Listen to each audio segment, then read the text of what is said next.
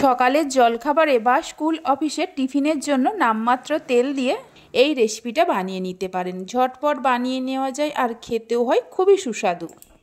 নমস্কার বন্ধুরা, রূপাস কিচেনে সবাইকে স্বাগতম। তাহলে চলুন দেখে নেওয়া যাক। শুরু থেকে শেষ পর্যন্ত দেখার জন্য আপনাদের কাছে অনুরোধ রইল। প্রথমে কড়াইয়ের মধ্যে দিয়ে দিলাম হাফ চামচের মতো সাদা তেল। তেল গরম হলে এক বাটির মতো সিমুই দিয়ে হালকা করে ভেজে নেব। আমি এক বাটি সিমুই দিয়ে করছি, আপনারা নিজেদের প্রয়োজন মতো সিমুইয়ের পরিমাণটা কম বেশি করে নিতে পারেন। মিডিয়াম ফ্লেমে মিনিট 2-3 সময় ধরে ভেজে নিয়েছি। এর থেকে আর বেশি ভাজবো না, আপনারা চাইলে আর একটু লাল করেও ভাজতে পারেন। এবার এক বাটির মতো জল দিয়ে এটাকে সেদ্ধ করে নিতে হবে। জল দেওয়ার পর সিমুইয়ের সঙ্গে মিশিয়ে নিয়ে গ্যাসের ফ্লেমটা হাইতে করে দিচ্ছি। হাই ফ্লেমে মিনিট 2-3 ফুটিয়ে নিলে সিমুই সেদ্ধ হয়ে যাবে। সিমুই সেদ্ধ হতে খুব বেশি সময় লাগে না। বেশিক্ষণ সময় ধরে সিমুই যদি সেদ্ধ করা হয় তাহলে একটার সঙ্গে একটা লেগে যাবে আর খেতেও ভালো লাগবে না।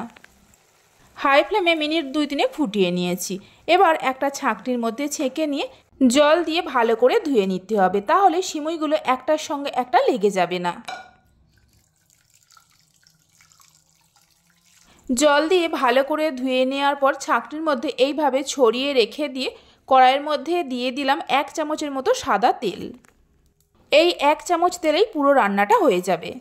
তেল গরম হলে হাফ চামচ সর্ষে দিয়ে দিলাম, হাফ চামচের মতো আদা কুচি দিয়ে দিচ্ছি, হাফ চামচের মতো কাঁচা পাকা লঙ্কা কুচিয়ে নিয়ে দিয়ে দিচ্ছি, 10-15টার মতো কারি পাতা নিয়ে দিয়ে দিলাম। মিডিয়াম ফ্লেমে ফোড়নটাকে হালকা করে ভেজে নিতে হবে। 10-12 সেকেন্ডের মতো ফোড়নটা ভেজে নেওয়ার পর 1 মুঠো চীনাবাদাম দিয়ে দিলাম।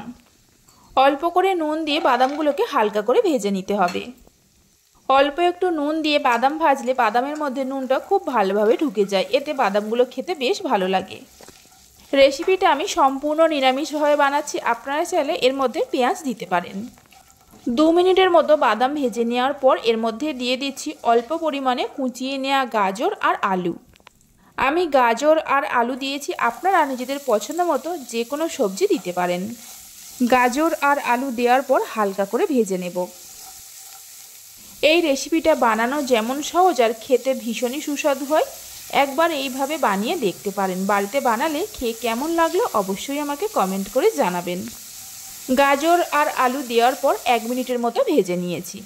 এবার গ্যাসের ফ্লেমটা একদম লোতে করে ঢাকা দিয়ে 2 মিনিটের মতো রান্না করে নেব। অবশ্যই গ্যাসের ফ্লেমটা লোতে রাখতে হবে। 2 মিনিট পর ঢাকা খুলে একটু নাড়াচাড়া করে নিতে হবে। আলু আর গাজর 80% সেদ্ধ হয়ে গেছে।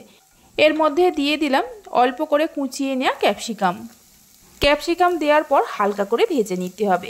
রেসিপি ভালো লেগে থাকলে অবশ্যই একটা লাইক করবেন, বন্ধুদের সঙ্গে শেয়ার করবেন।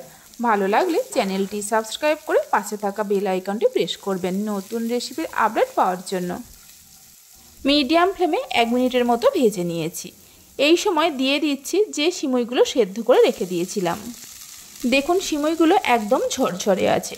সামান্য চিনি দিয়ে দিচ্ছি আর স্বাদ মতো নুন দিয়ে দিলাম। সব কিছুকে খুব ভালো করে মিশিয়ে নিয়ে লো টু মিডিয়াম ফ্লেমে মিনিট 2-3 রান্না করে নিতে হবে। এইভাবে বানিয়ে দিলে বাচ্চা থেকে বড় সবাই খুবই পছন্দ করবে।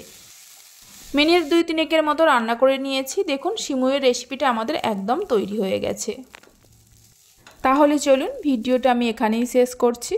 আপনারা সবাই ভালো থাকবেন, সুস্থ থাকবেন। ধন্যবাদ।